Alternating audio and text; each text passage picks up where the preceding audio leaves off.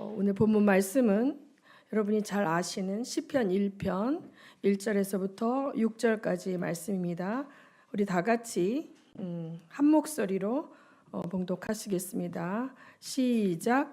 복 있는 사람은 악인의 꾀를 따르지 아니하며 죄인의 길에 서지 아니하며 오만한 자의 자리에 앉지 아니하며 오로지 주의 율법을 즐거워하며 밤낮으로 율법을 묵상하는 사람이다.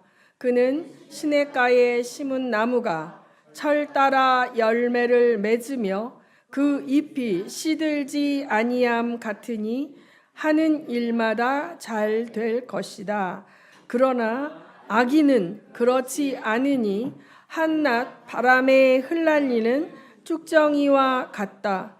그러므로 악인은 심판받을 때에 몸을 가누지 못하며 죄인은 의인의 모임에 참여하지 못한다. 그렇다. 의인의 길은 주님께서 인정하시지만 악인의 길은 망할 것이다. 아멘. 자, 오늘 말씀 제목을 볼까요? 오늘 말씀 제목이 뭘까요? 시작. 하나님이 주시는 복을 받는 자. 자, 내가 복을 받은 자라고 생각하시는 분 한번 손 들어 보십시오. 여기는 안 드시네요. 자, 다시 한번 기회를 드립니다. 내가 하나님이 주시는 복을 받은 자다 생각하신 분 손 들어 보세요. 네, 아멘. 네. 한 분은 조시느라고 손을 못 드셨어요. 자, 우리가 복 받기 원하죠. 또 우리 한국 사람도 참 복을 좋아하죠. 한국 사람뿐만 아니라 중국 사람도 진짜 복을 좋아해요. 중국에 가면 사방에 복자를 써서 붙여 놓습니다. 근데 이 복이란 과연 무엇일까요? 복이란 세상 사람들이 생각하는 복은 무엇일까요? 세상 사람들이 소위 말하는 복을 복이라 친다면 여기에 손든 분들은 정신승리한 사람들이에요. 우리 중에 연봉이 억대 몇억 연봉 받는 사람 없고, 우리 중에 뭐 슈퍼카 타는 사람도 없고, 그죠? 타워팰리스 같은 아주 고급 주택에 사는 사람도 없고, 뭐 세상에서 정말 쩌르르 잘 나가는 사람도 없어요. 근데 우리는 한 명도 빼놓지 않고 자기가 복 받았다고 자부하지 않습니까? 그 복의 개념이 세상 사람들과 우리가 복이 다르기 때문이에요. 세상 사람들은 뭘 복이라고 생각할까요? 잘 먹고 잘 산다. 또 옛날에는 무병장수, 병 없이 오래 사는 것이 또 이제 복이라고 생각했고, 자녀들이 정말 많고 다산의 축복. 그다음에 그 자녀들이 잘 돼. 자식 농사 잘 지었어. 그런 사람들이 복 받았다고 생각하고, 또 세상에 나가서 이름만 대면 알 수 있도록 막 출세했어. 막 국회의원, 뭐 장관, 막 대통령, 막 이렇게 유명해지고 돈도 막 많이 벌고, 이런 사람들이 이제 복 받았다고 세상 사람들은 생각을 하지 않습니까? 그런데 우리는 복을 그렇게 생각하지 않죠. 우리가 받은 가장 큰 복은 무슨 복이냐면 임마누엘의 복입니다. 아멘. 임마누엘이 누구 이름이에요? 임마누엘 누구 이름입니까? 예수. 예수님이 났을 때 그 이름을 임마누엘이라 하라 그랬어요. 그래서 임마누엘은 무슨 뜻이죠? 하나님이 우리와 함께 하신다. 자, 우리와 함께 하시는 하나님, 그 예수가 나와 함께 하시죠? 네, 나에게 오셨죠? 네, 그 예수 안에 있는 게 다 내 거죠. 이게 우리의 복입니다. 아멘. 네, 그래서 우리는 정말 복받은 사람들이 맞습니다. 네, 우리가 세상에서 하나님이 우리를 창조하실 때, 저는 이제 창세기 강의를 하다 보니까 맨날 창세기적 관점으로 이렇게 보게 돼요. 우리를 만드실 때 우리만 복 주려고 만드신 게 아니에요. 하나님이 만드신 모든 존재, 동물, 식물, 또 그가 돌보는 모든 환경까지도 복 주려고 우리를 만드셨어요. 하나님이 만드신 모든 것, 하나님의 손길이 있는 모든 것, 자연까지도 예수 믿는 사람들, 하나님의 자녀들을 통해서 축복을 받는 거예요. 제가 맨날 말씀하는 창세기 1장 26절에서 28절에 보면 하늘에 있는 것, 땅에 있는 것을 생육하고 번성하고 다스리라 그랬잖아요. 이 다스린다는 언어를 잘못 오해하면 이게 제국주의가 되는 거예요. 다스리다는 영어로 컨커가 아닙니다. 정복하고 총칼을 앞세워서 압제하는 것이 아니고 take care of예요. 간호사가 환자를 돌보듯이, 엄마가 아기를 돌보듯이 돌봐주는 거예요. 히브리어 원어로 볼 때 강한 힘을 가지고 능력이 많은 자가 억눌리고 힘없고 미숙한 자들을 돌보는 거예요. 동물과 식물들은 말을 하지 못해요. 식물은 말라 죽어서 막 잎이 타들어가도 말을 하지 못해요. 근데 그 식물을 키우는 사람이 그 식물에 대해서 관심이 없다면 그 식물은 죽어갈 것입니다. 그런데 그 식물을 키우는 사람이 그 식물을 돌보면 이 끝이 타들어가고 잎이 처져 있으며 얘가 목마르구나 하고 물을 주는 거죠. 동물들, 저희 개가 죽을 뻔했잖아요. 저희가 미국 갔다 온 동안에 피부가 이 혈청이 깨져서 37에서 40, 60이 되는 정상 헤모글로빈 수치가 8.8까지 떨어져도 얘는 그냥 굶고 쭈그리고 앉았을 뿐이지 나를 병원에 데려다 달라, 나를 살려달라 말을 못해요. 그냥 주인만 따라다니는 거죠. 주인이 있는 곳에, 주인의 시선이 있는 곳에 있고 싶어 해요. 근데 그 주인이 안 나타나는 거죠. 죽어가면서도 하염없이 기다려도 주인은 안 왔던 것이죠. 제가 부엌으로 가면 부엌 앞에 와서 앉아 있어요. 제가 방으로 가면 방 있는 곳에 와 있어요. 그러니까 내가 있는 공간에 자기가 있어요. 내 눈에 띄는 곳에 있어요. 그렇게 졸졸 따라다닙니다. 왜? 하나님께서 만물을 우리에게 돌보고 사랑해 주라고 위임하셨어요. 하나님의 사랑으로. 몸보신 한다고 두드려 잡아 먹으라는 것이 아니라 자녀처럼 돌봐주라는 거예요. 자녀는 아닙니다. 그렇죠? 걔하고 우리는 레벨이 다르잖아요. 그런데 우리가 레벨이 다르다고 해서 짓밟고 학대하라는 것이 아니라 사랑으로 돌보는 것이 하나님의 헤세드 사랑인 줄 믿으시기 바랍니다. 그래서 하나님의 자녀들은 어디를 가나 만물이 복을 받게 만드는 존재들이에요. 로마서에 보면 하나님의 아들들이 나타나기를 피조물이 고대하고 있다 그래요. 죄로 말미암아 인간들이 잔인해지고 독해지니까 모든 만물들이 고통을 받게 되어졌어요. 그런데 그들이 그 잘못된 방식으로 권력을 가져오고 그렇게 하나님이 아닌 세상의 영의 방법으로 힘을 가진 자들은 어떻게 합니까? 마귀가 하는 짓을 하는 거예요. 약한 자를 억압하고 그들의 것을 빼앗아서 자기 배를 불리고 자기보다 좀 경쟁이 될 것 같은 사람은 어떻게 해요? 모함을 하고 거짓말을 해서라도 없애버리는 거죠. 자기 혼자 높이 올라가려고 하는 이 사단의 마귀의 영은 예수 그리스도의 영과 다른 거죠.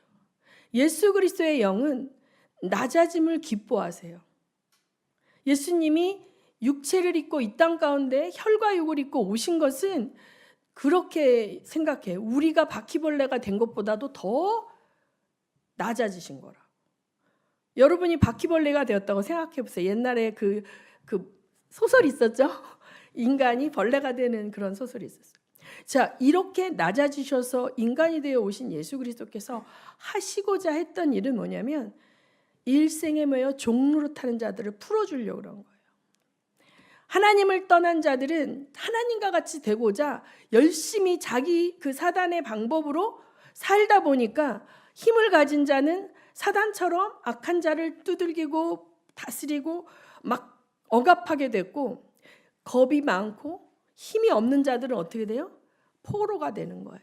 그 세고 악한 권력 앞에 굴복해서 비굴하게 그들이 시키는 대로 따라가는 그러한 비참한 존재가 된 것입니다.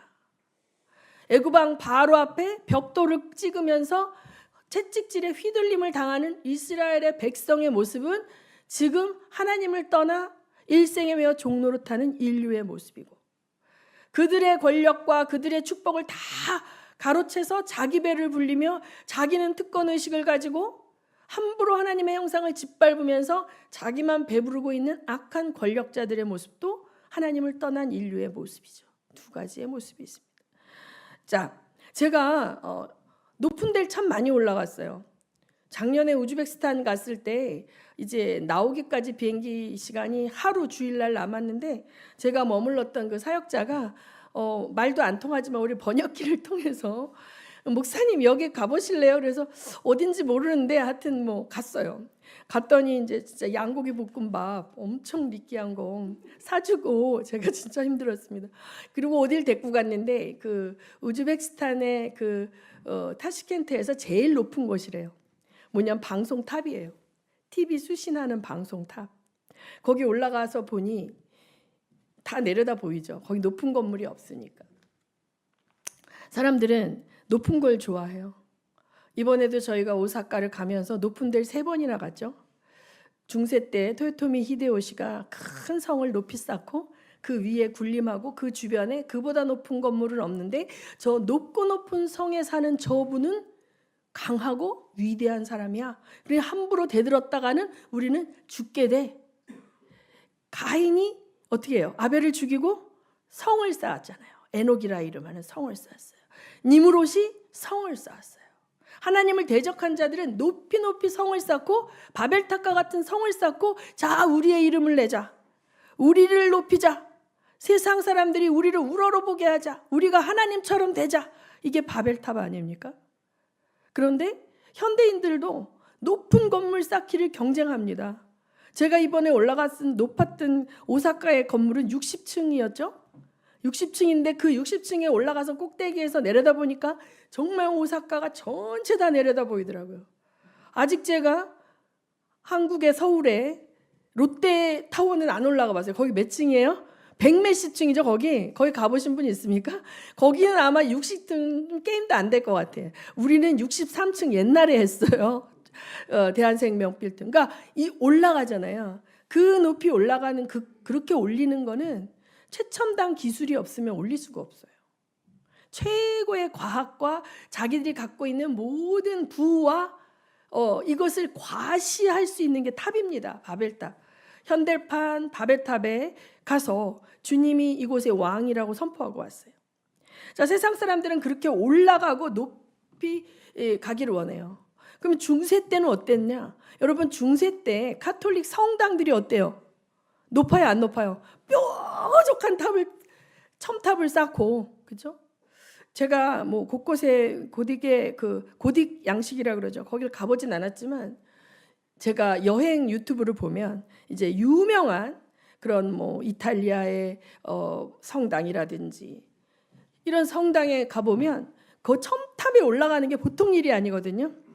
그 첨탑에 올라가고 그 장식한 그 탑에 장식되어 있는 그 조각상들이 진짜 정교한데 그 당대의 천재들이 거기다 이렇게 만들어서 뭐 12사도의 모습, 어떤 데는 막 1000개가 넘게 그 건물 벽에 조각이 묻혀 있는데 단 한 개도 똑같은 게 없는 거예요. 그러니까 자기들이 가지고 있는 최고의 돈, 부와 최고의 기술을 동원해서 높이 높이 건물을 짓고자 하는 그러한 것이 인간 안에 있어요. 이렇게 해서 우리는 이렇게 대단한 사람이야. 우리는 이렇게 하나님의 축복을 받았어.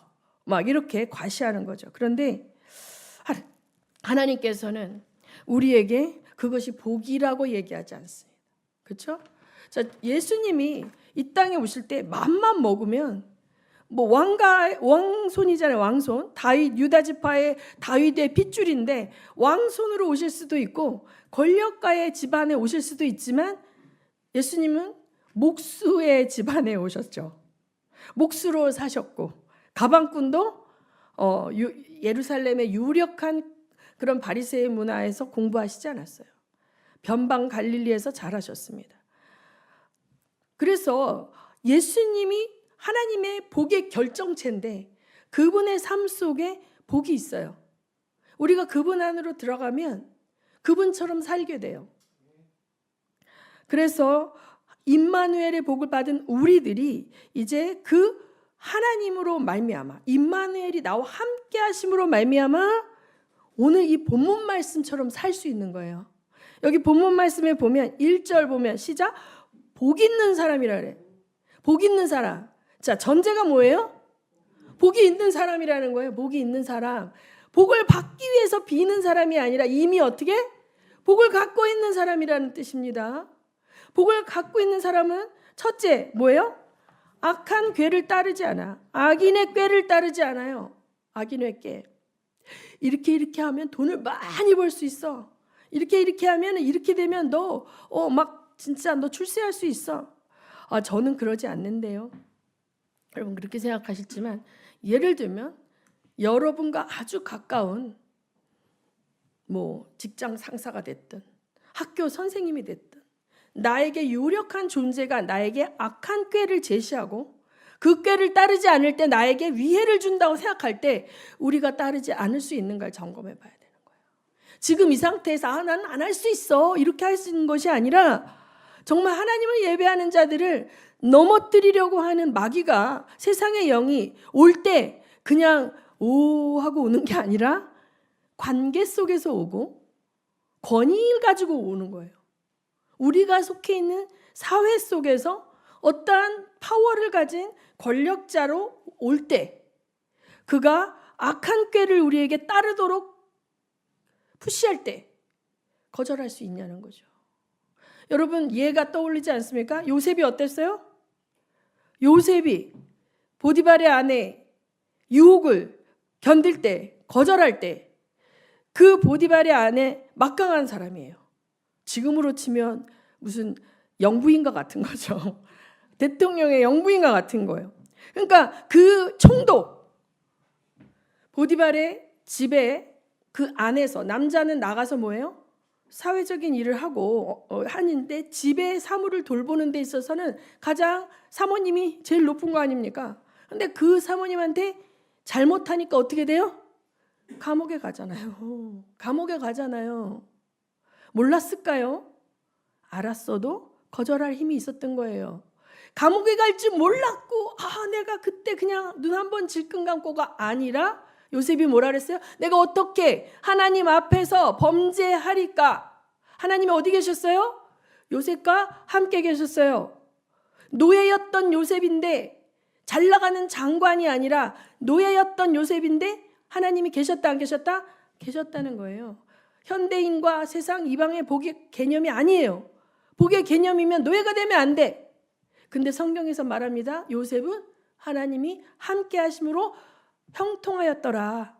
근데 그 형통이 감옥도 가고 죄인도 되고 노예도 되는 거예요. 이 아이러니 속에 이 복 받는 것이 무엇인지, 복 받는 길이 무엇인지를 여러분이 놓치면 마지막 때에 다 넓은 길로 갑니다. 주님은 뭐라 그랬어요? 좁은 길로 가는 자가 복이 있다고 하지 않았습니까? 아직도 여러분이 세상 사람의 복의 개념에서 헤어나지 못한다면 좁은 길을 갈 수가 없어요. 자, 죄인의 길을 따르지 않을 수 있는 힘이 우리에게 있습니다. 아멘. 우리는 복 있는 사람이기 때문에. 두 번째 뭐예요? 악인의 길을 따르지 않고 죄인의 길에 서지 않아요. 여러분, 모든 사람이 글로 갈 때 그냥 나는 뒤에서 관망하다가 그냥 살짝 뒤따라 가는 것도 안 된다는 거예요. 아니면 아닌 것입니다. 하나님이 정하신 것을 넘어서는 것이 지금 대세입니다. 미국이 어땠어요? 바이든이 됐을 때 제일 먼저 한 게 트랜스젠더의 여성으로 트랜스젠더한 사람 보건복지부 장관에 앉혔어요. 그 다음에 대한민국 대사로 온 사람이 동성부부가 왔어요. 그렇죠? 그 다음에 그들의 공약이 마지막까지 낙태해도 된다. 임산부에게 그 권리가 있다. 강제적으로 엄마의 삶을 살기 싫으면 그 선택권을 주는 거예요. 근데 뱃속에 있는 생명이 죽는 거에 대한 간과하고 이 여자의 방탕함으로 여러 불미스러운 일로 임신된 생명을 내가 키우기 싫다 해서 낙태권을 보장하는 이런 일들에 대해서 노라고 말을 할 수가 없었어요. 왜? 말하면 처벌받으니까. 동성결혼에 웨딩 케이크를 안 만들어준다 그래서 어떻게 해요?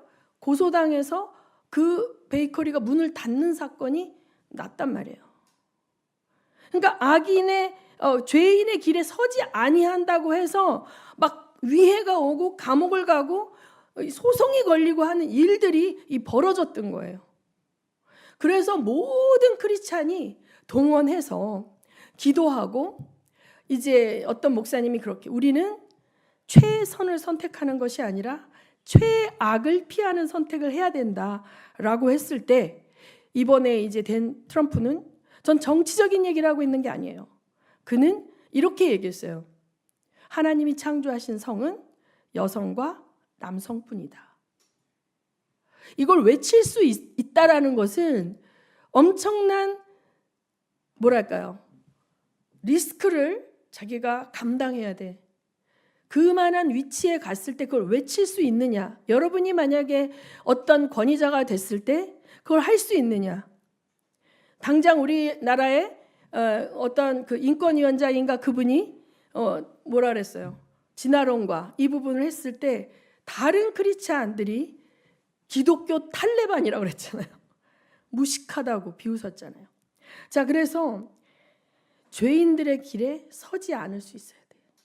온 세상이 그 길로 간다고 해도 우리는 왕따를 당하고 직장에서 쫓겨나고 사람들한테 무식한 기독교 탈레반 소리를 들어도 그 길을 따라가서는 안 되는 줄 믿으시기 바랍니다. 왜? 우리한테 복이 있어요. 우리한테 예수가 있어요.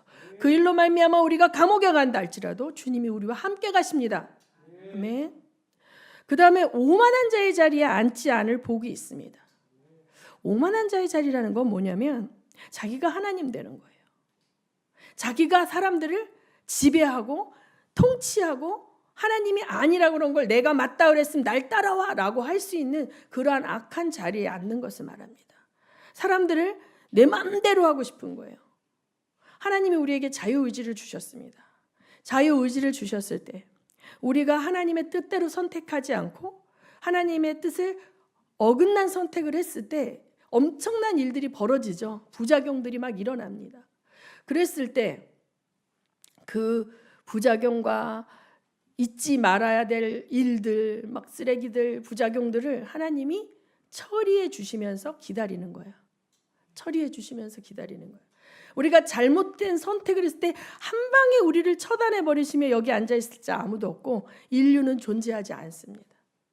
잘못된 선택을 했어도 기다려 주셨어요. 미국이 정말 파운딩 파더들이 이 추수감사절이 그들이 만든 절기입니다. 성경에 있는 절기 아니에요. 성경의 원래 장막절은 이제 지금보다 좀 앞에 있어요. 이 추수감사절기는 그 박해를 피해서 미국 땅으로 건너온 그 청교도들이 겨울을 지나면서 다 죽었어요. 척박한 땅에서 다 죽었어요. 그런데 봄이 되어서 씨를 뿌리고 처음에 열매를 맺게 됐을 때 70% 80%가 죽어나가고 남아있는 소수의 사람들이 하나님께 감사 예배를 드린 것이 추수감사절의 유래입니다. 이게 오늘 추수감사절이거든요. 하나님께 예배하며 하나님의 길을 따른다고 해서 이 땅 가운데서 형통하고 잘 먹고 잘 살고 아무 고난이 없는 게 아니라 오히려 그 길을 선택했기 때문에 이 세상의 영이 타겟을 잡고 더 넘어뜨리고 더 신앙의 길을 가지 못하고 배교의 길을 가도록 더 끌어당긴다는 거죠. 그럴지라도 주님을 따르는 자들이 복 있는 자임을 믿으시기 바랍니다. 우리는 복 있는 자들이 될 것입니다. 아멘. 자, 하나님이 약속해 주셨어요. 뭐라 그러냐면, 자, 우리가요 주의 길에 설 때예요. 주의 길에 설 때 우리는 결코 망하지 않는다는 거예요. 세상 사람들이 얘기하는 그 엄청난 복을 누리지는 못할지라도 우리가 시냇가에 심은 나무 같다는 거예요.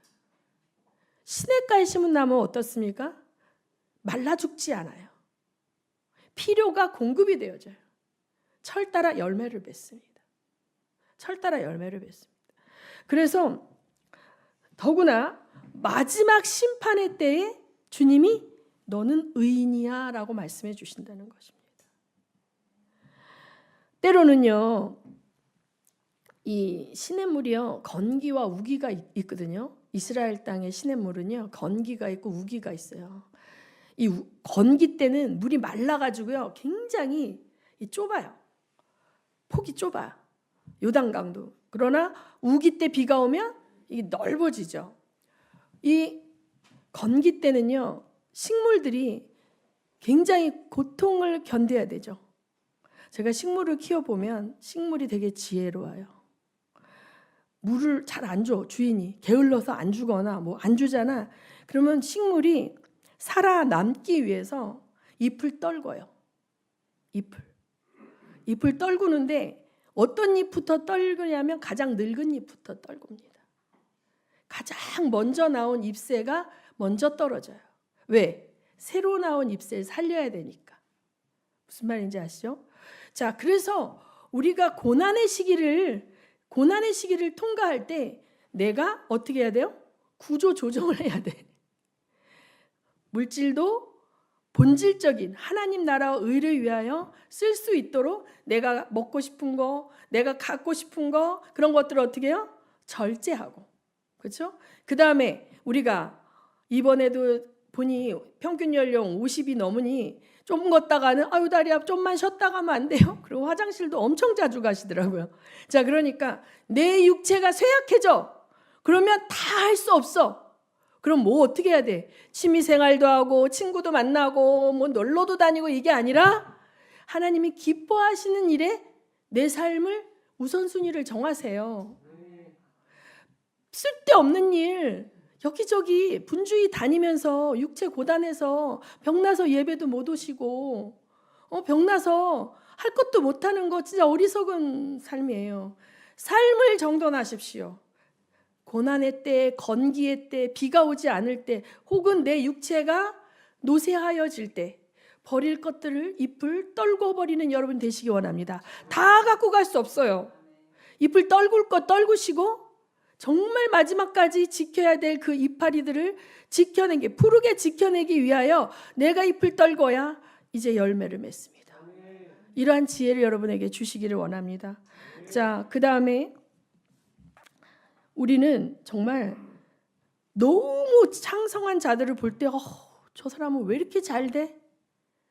뭐야? 이렇게 부러워할 수 있는데 우리 아사벨 시에도 나오지만 마지막 심판의 때에 그들은 미끄러져 들어갑니다. 어디로? 지옥으로.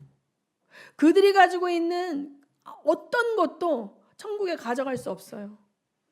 그가 슈퍼카를 타고 있고 뭐 엄청난 뭐 몇십억 몇백억짜리 뭐 아파트와 뭐 좋은 곳에 산다 할지라도 그 집을 가지고 그가 갈 수 없어요. 그가 하나님 뜻에 맞게 행한 것만 주님이 보상해 주십니다.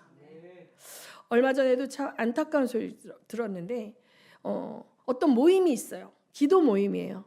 유명한 사람들이 많이 모이는 기도 모임인데 뭐 연예인도 오고 방송인도 오고 막 그런 모임인데 그 모임의 회장이 하나님께 관심이 없어요.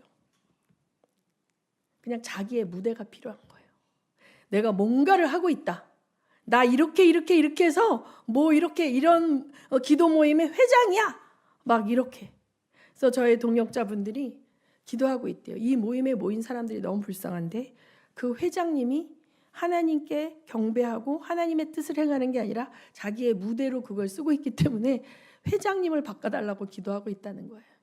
여러분, 여러분이 뭔가 하나님의 일을 하고 있는 것 같은데 한번 드려보세요. 내가 뭔가 하고 있다라는 걸 보여주기 위해서 그 일을 하고 있는가? 정말 하나님의 명령에 순종해서 그 일을 하고 있는가? 그 무대가 필요한 분들, 무대가 필요해서 하나님 사역을 하는 분들, 그걸 통해서 불이익이 오면 절대 그거 계속 안 합니다. 그 일을 통해서 사람들에게 고난을 받고 핍박을 받고 왕따가 되면 때려칩니다. 근데 하나님의 명령 때문에 그 일을 하는 사람들, 어떤 순간이 와도 그 사명을 놓을 수가 없어요. 우리 선교지에서 못 나오고 있는 우리 선교사, 하나님이 명령을 주었는데 철수 명령을 안 주니까 거기 있는 거 아닙니까? 우리 산에 오는 어떤 우리 자매의 어머니도 중국의 선교사신데 다 거의 철수했거든요. 근데 또 철수했다고 오신 분들이 다 잘못됐다는 이야기는 아닌데 그분은 원래 이 동북 쪽에 계시다가 지금 시안에 가 있거든요. 시안에 있는데 아무도 없대요. 다 나가고. 근데 이분 혼자 있는 거예요. 근데 그곳이 시진핑의 고향이랍니다.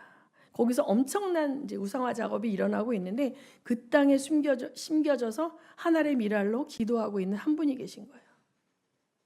하나님 숨겨두시는 줄 믿으시기 바랍니다. 나는 하나님이 숨겨둔 자가 될 것인지, 와, 잘 먹고 잘 살고 뭔가 화려하게 사역하다가 이게 심판을 받을 때 그냥 겨와 같이 훅 다 날아가 버리는, 고린도서에 경고하고 있습니다. 너희가 쌓은 집을 불로, 나무로, 돌로 집을 짓되 하나님 앞에서 태워버릴 때 다 타버리고 하나도 남지 않는 자가 있는가 하면 그대로 남은 자가 있다는 거죠.